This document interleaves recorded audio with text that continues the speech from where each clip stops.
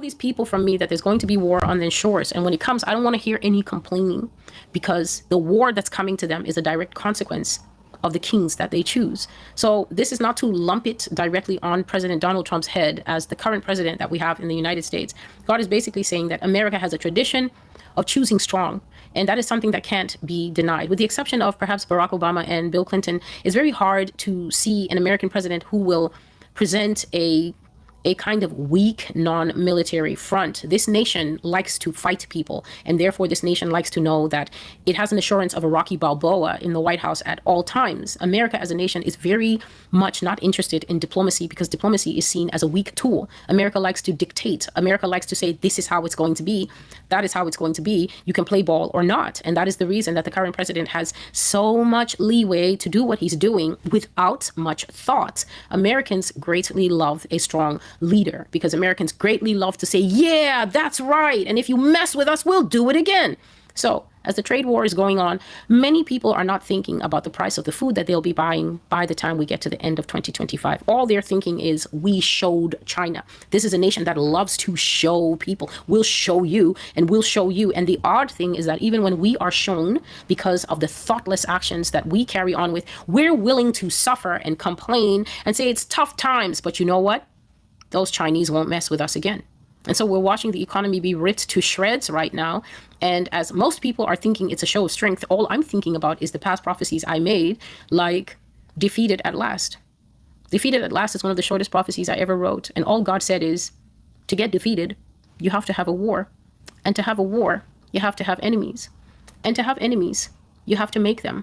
And here we are, making them, even from quiet, patient people who don't say much, like those people in the ASEAN forum, the Vietnamese, the Singaporeans. When did you last hear the Singapore president say anything? When did you last see a Singaporean diplomat or someone from Cambodia say anything? America has gotten these quiet people, these people who never say anything, to open their mouth for the first time. And out of their mouth comes nothing positive.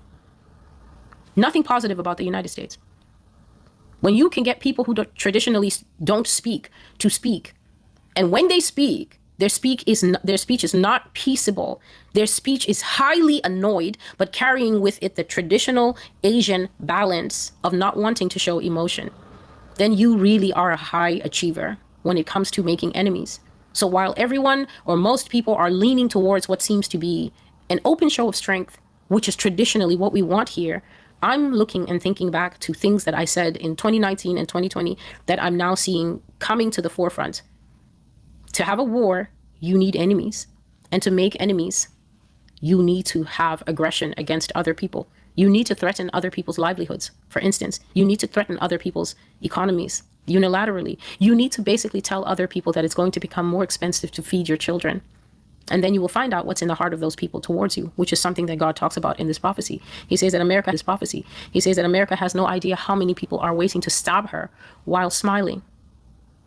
I said I saw the majestic eagle falling, and every other bird gathered around her and was tearing at her flesh. Do you know what it's like to see a parakeet trying to eat an eagle? A parakeet is not a carnivorous bird, like a falcon, like a hawk, like another eagle, like a vulture. Parakeets and sparrows eat seeds and nuts. They don't eat flesh. But when every other bird is gathered around the fallen eagle to start tearing at her, it takes some doing. Most devastating judgment that the Lord will bring upon America, which is that America will first of all weaken and lose her supremacy. She will lose her pride of place in the international arena. The country will then begin to undergo a series of shocks that take place internally and weaken her greatly. The money will become destabilized. The temperature of the nation itself will become destabilized. Political choices will begin to be the worst they have ever been. And this will cause shocks and repercussions that will hit everyone, even those who are wealthy, all the way down to the man on the street and those who depend on the government for social assistance and services.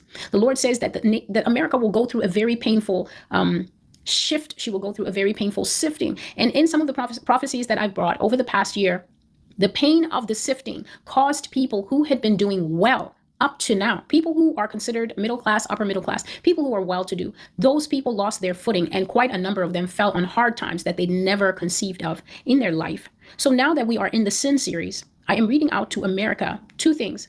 I'm reading out to the nation of America the sins that the Lord God says that she is guilty